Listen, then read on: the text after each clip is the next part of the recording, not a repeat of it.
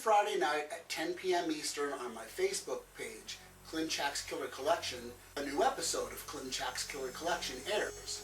The episodes aren't only a critical, aesthetic review of the film, but they're also a cultural review of the film.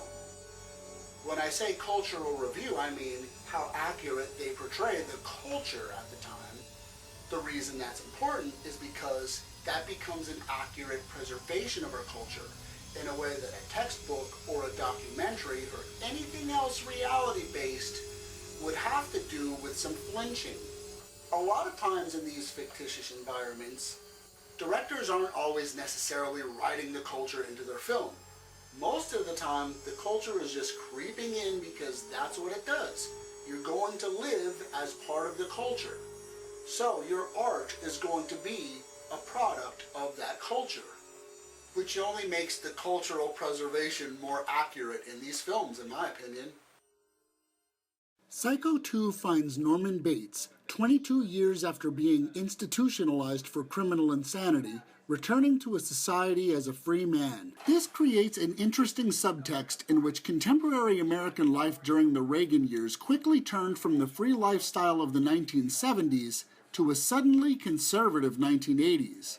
Historically, an interesting examination of the coexistence of morality and capitalism during this conservative shift presents itself through this subtext. Any more rooms in this motel?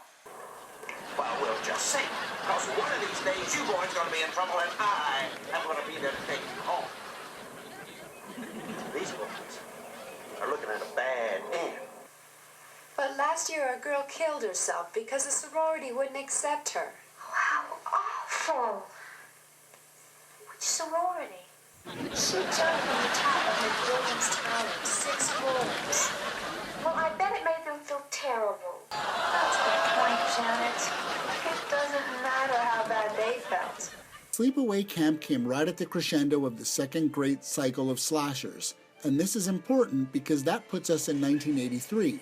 Just a few short years later, by 1987, the culture was beginning to become a parody of itself, and Sleepaway Camp is a perfect example of the type of film that was being parodied.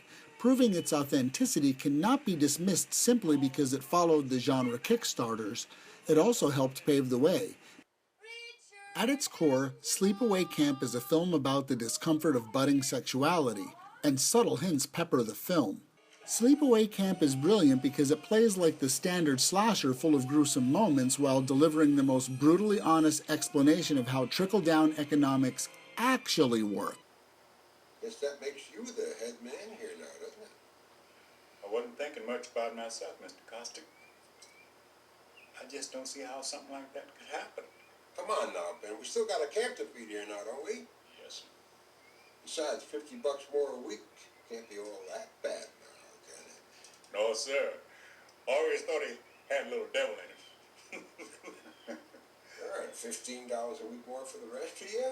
Huh?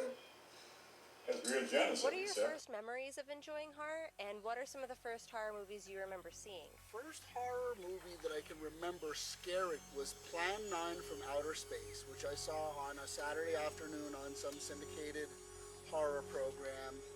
The images of Vampira, they stuck with me and scared me, terrified me.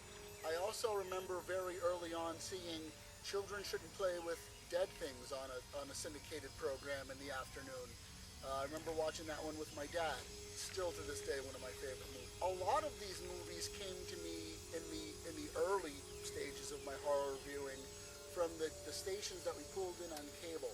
WPIX, Chiller Theater, their 8 o'clock movie. That's where I first saw The Exorcist. Channel 5 from New York. Stations from Philly. Anything that the cable pulled in. Pay cable.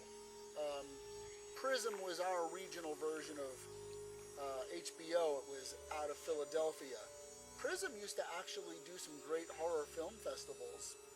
I remember a great one, they had one October where they showed John Carpenter's The Thing was the headliner, and that's how I was exposed through all of those. A lot of people remember the video age, but before the video age, there was the cable age. Video really didn't catch on in our rural area until almost 1984, 1985.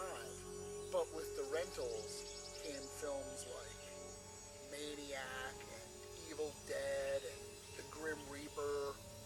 the ultimate horror experience. And, the first movie that traumatized me will always be the original John Carpenter's 1978 Halloween. When I saw it broadcast in 1981 on NBC for the first time, changed my life. But that's a completely, I could go on forever about that.